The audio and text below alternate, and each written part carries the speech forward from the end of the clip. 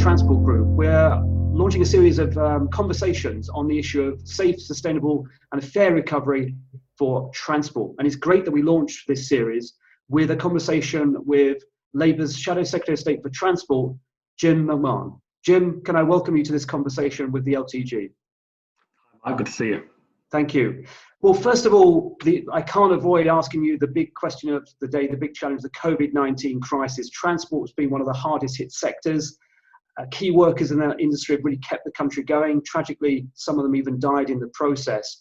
But we need to restore connectivity, but do it in a way that's safe, sustainable, and of course, fair. Do you think the government could do more, Jim, to try and resume connectivity, bearing in mind the challenging situation we have out there?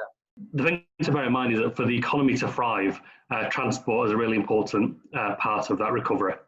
But we also need to make sure that it's done in the safest possible way.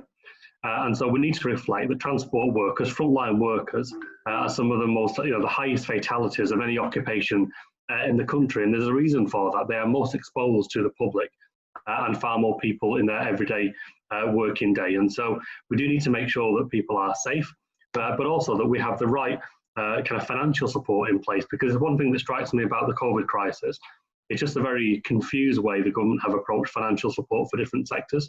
If you look at the way they treated rail, it's very different than the way they treated light rail in our tram systems. Very different again when you look at our bus network, very different when you look at seafarers and ferries. And that's before we get anywhere near aviation, where the industry is literally on its knees, desperate for an aviation sector deal. And so across each of those sectors, they will all have their different pressures, their different requirements. But actually the common thing that runs throughout all of those is just how important they are if we want to get the economic recovery up and running. And to do that and do that safely, I'm afraid, does need the government to be better coordinated. It certainly requires more investment, and they need a coherent plan. And I'm afraid kind of lurching from one crisis to another, which is what we're seeing today, just isn't good enough. Yeah, I mean, what do you think we can do to try and pile more pressure on the government? Because as you say, I don't think they seem to realise what state of crisis the transport sector is, and all the people that both work in it and rely on it. The government just doesn't seem to listen.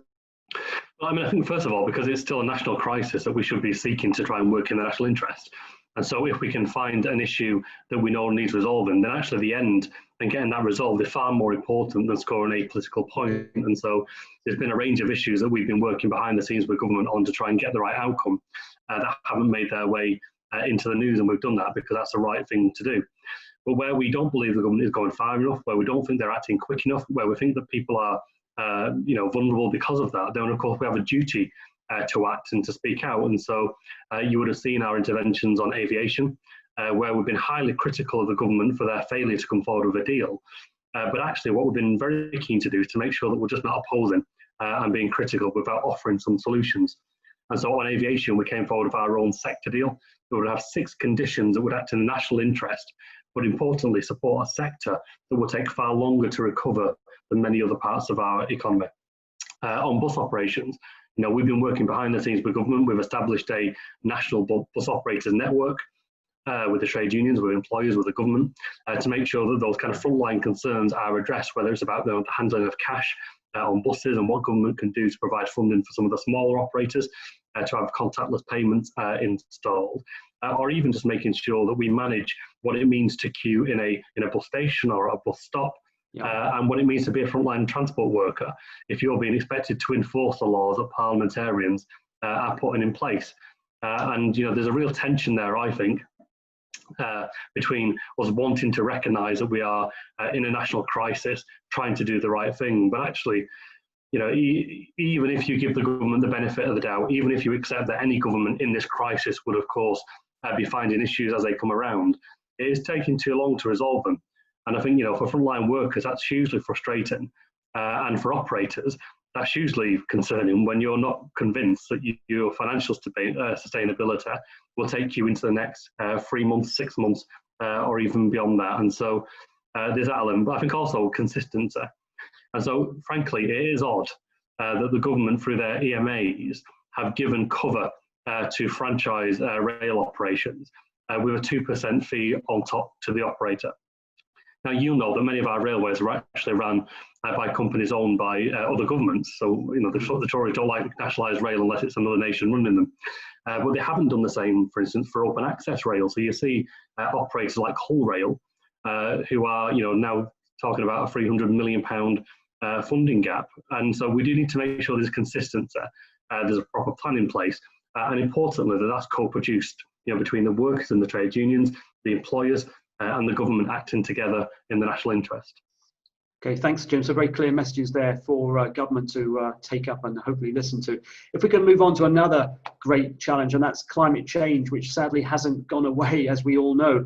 What do you think, what more could be done, working with our international partners, the EU, local authorities, trade unions, Scotland and Wales, in order to really ensure that we've got a clear plan to decarbonise transport over a reasonable time period? What more could be done, Jim?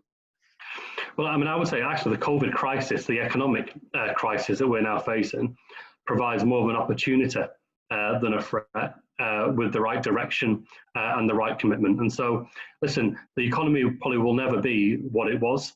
There'll be some sectors that will be a different form.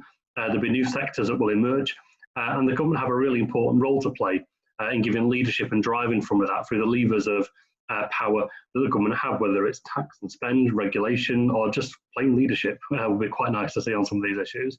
Yeah. And so what I would say is, given that we need an economic boost, the green economy is a huge opportunity for us to tap into, whether that's about housing and how we retrofit to make sure that houses are more energy efficient. That, of course, will create jobs and put money back into the economy. But also on transport, and if you think about the last 20 years and what it's meant for how road usage has changed, the number of vans on the road has increased from 2 million to 4 million.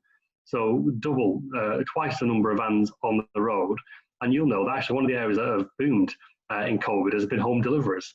Whether it's your supermarket run, whether it's your online delivery, have boomed. But actually quite a lot of those are subcontractors driving old, dirty diesel vans that don't meet modern standards. And even when they are kind of vans leased by the company, there is no reason why those couldn't be electric vans. They are literally doing the last mile journey for a very localized depot. So for me, there's a real opportunity in some of this. I think also actually, home working, I think will change the working week. But actually, I think people will still need a physical base to go to. And I think we need to understand what that means for the financial sustainability of different sectors, but also what it means to invest in proper research and development going forward. And so, how do you reduce the cost of an electric vehicle, for instance, so that it is the first choice and not the second or third choice in many cases for people who are looking to refresh their fleet? But also, what can we do with the public sector? There is no reason why we can't be working across the whole of government, whether it's national government, devolved governments and local government, to have a real kind of forward view on what a pipeline of new vehicles looks like over the next 5 to 10 years, and having a fund in place tied to UK manufacture that would see more electric vehicles coming through with that. And you can do the same with taxes. And so for me, there's a real opportunity here to do that, but also on capital. And I think kind of one area that the government, of course, can do very quickly is to bring forward capital investment to get the economy back up and running. And so they should be far more committed to the electrification of rail lines. Of course, straight away, you see an environmental benefit to that. They should be looking, in my view, at bringing forward HS2, but being more ambitious and bringing forward Northern Powerhouse Rail, not just for that national connectivity, but also to free up those suburban lines to move freight from the roads onto rail. And so there's a huge kind of opportunity if the government are willing to grasp it. I think my fear is that they are far more in the market of handing out Nando's vouchers than they are about building a new economy. And I think in the long run, that our economy will be harmed through that lack of vision.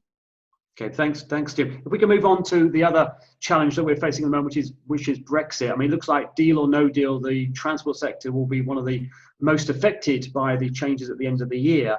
What more could the government do you think, to prepare the sector for the tremendous changes that they will face? And that's presumably, we're talking about road, but also rail and potentially maritime, ports, and indeed the aviation sector. Well, I mean, it's right across the board, isn't it? And it strikes me the government were more concerned with what colour the new passport would be than making sure that our economy was resilient and prepared for the changes that were coming down the line. And I think as we now are 6 months away from the end of the transition period, I think there is genuine concern that the government haven't come forward early enough with the data and evidence base that then informs a proper action plan that you would want to see. So, for instance, last October, when the Regulatory Policy Committee were due to review the government's kind of assessment of the kind of impact of leaving the European Union and the transition period coming to an end, they weren't able to risk assess many of those areas. For instance, the Northern Irish, quite right, if goods are coming in from Northern Ireland to mainland Great Britain, they won't require checks and customs checks and the like. But if goods are going the other way, then they absolutely do. And I think the lack of proper assessment, even of the type of goods that are passing through that border, is just astounding. And when you factor in that right across every port, whether it's a seaport, whether it's an airport, it really is concerning. And that's before you get onto the government's consultation on free ports. And I've got to be honest, sitting here today, I am not convinced that the government have made the case for the economic benefit that free ports will bring to the UK. But very quickly, they will be selecting 10 sites to be free ports. And we need to make sure that this doesn't create a race to the bottom, which is a fear that I have, that actually it's about deregulation, it's about undoing the very good work that's been done to raise standards, and instead we begin to go backwards. Yeah. Well, thank you for that, Jim. I mean, given all those daunting challenges that we face as a country and the lamentable failures of government in many of those areas, as the Shadow Secretary of State for Transport, what will be your priority, do you think, in the weeks and months to come? So our team are currently working across, of course, all sectors, but in a very kind of coordinated and structured way. So, I mean, let's bear in mind, before COVID struck, we were already facing decades of underinvestment in capital. We're facing a decade of austerity that's seen a huge underinvestment in revenue. So even for bus services, millions and millions of bus miles lost across the country through austerity. We've seen a huge underinvestment in rolling stock on the railways. We've seen a huge kind of forward view about what the infrastructure of this country was going to be, and a nervousness about making long-term plans that didn't seem to kind of last longer than a parliamentary cycle. And I think that's been to the disadvantage of the country. So, very much the 10 years of austerity, the decades of underinvestment on transport, and what does it mean to put it right?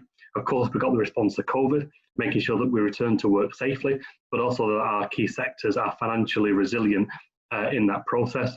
Bearing in mind, some of them may take quite a long time to come out.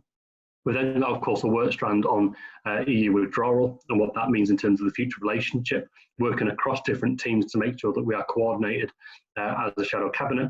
And of course, we have our own ambition as well, which is by 2024, we want to be in government.